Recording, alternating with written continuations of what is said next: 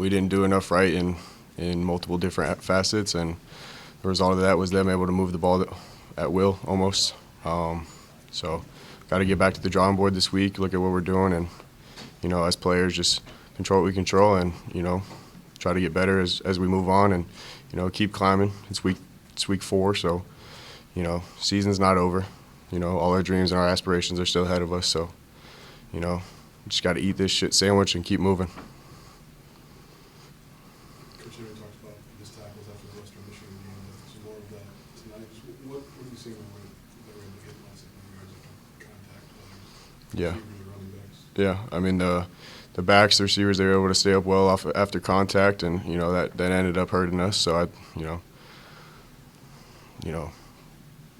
same as the last question, we kind of just got to go back to the drawing board. We got to, critique what we can to critique and just, be ready to put something better out next Saturday night.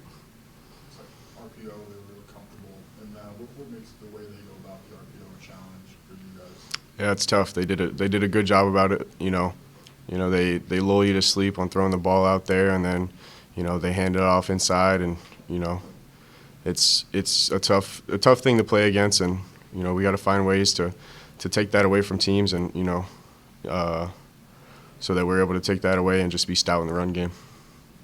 How difficult is it for you guys as a unit when you keep losing guys to injury throughout the game? Yeah, I mean, obviously you'd love to have the 11 that you start the game, finish the game. It's hard to keep plugging and playing, and but that's the standard. It doesn't matter if it's the first team out there or the third team out there. We need to find a way to go out there and execute. Seems like their speed and quickness was a factor in the game a little bit. And you're going to play some other teams with similar athleticism that are coming up. How do you counter that as a defense? I mean, yeah, like you said, we'll be playing a lot of teams with speed. We played a lot of teams with speed across the years. So, I think, just got to move on from tonight. I don't think it's any skill discrepancy or anything along those lines. So, just got to, again, eat the shit sandwich and keep moving. You play a lot of ball. Is the missed tackles, can that be a thing that gets contagious from one week to the next, to the next, to the next, or can you flush it and get it stopped? I mean, it can if you let it weigh on you, but I just think, I think it's important to have the flush it and just play the next play mentality, because if you're living in the past, if you're worrying about if you're going to miss the tackle or not, at the end of the day, it's not going to allow you to play at your best potential. One more after. How do you do that?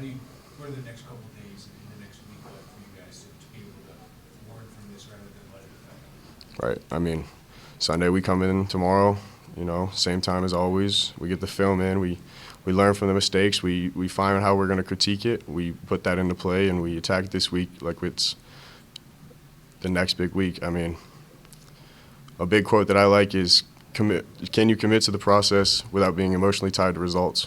So we didn't have the result we wanted tonight, but at the end of the day, we got to commit to the process just as we did this week. Anything else? Walk us through the emotions of after something, a loss of this caliber. Just walk us through the emotions of that after. Yeah, I mean, it sucks. I think it's pretty plain and simple. It sucks, but it is what it is. Like I said, it's week 4. This is a long season. You can't let this eat at you. So it sucks. We're gonna feel it. We got a long bus ride here. We're gonna feel it. But I mean, tomorrow we're gonna come in. We're gonna make the corrections, and at the end of the day, we got to flush it and move on to USC.